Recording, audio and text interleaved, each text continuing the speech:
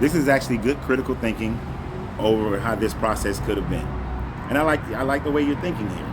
That the star appears in the east, and then as the earth rotates, the star will move in the earth sky and it will set in the west. The only thing about it is that when you look at the night sky, everything moves in a southwesterly direction, and it wouldn't set in the west, but it was set in the southwest. So it still doesn't move you to being over Bethlehem. And yes, there are stories of these Magi, and understand these Magi are Zoroastrians. The difference between how people are today and people back then is everybody respected each other's religion and they respected each other's prophecies.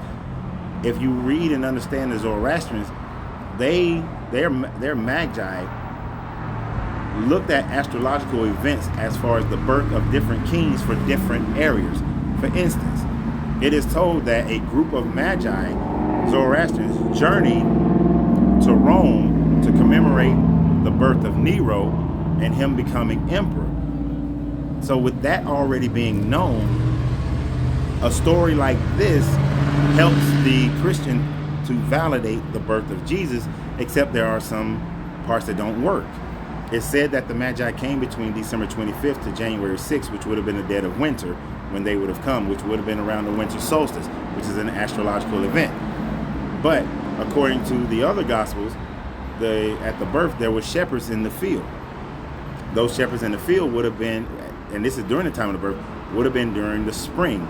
So the time frames don't match up.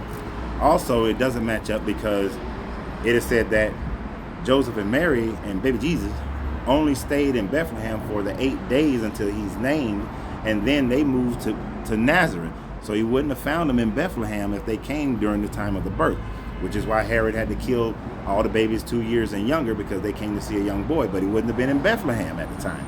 He would have been in Nazareth during that time frame, because he had not yet fled to Egypt according to the story. So it still doesn't match up. So what's the significance?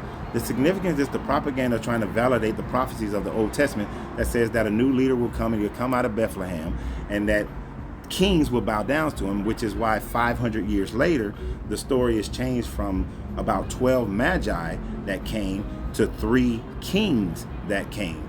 So they weren't kings originally, then they became kings.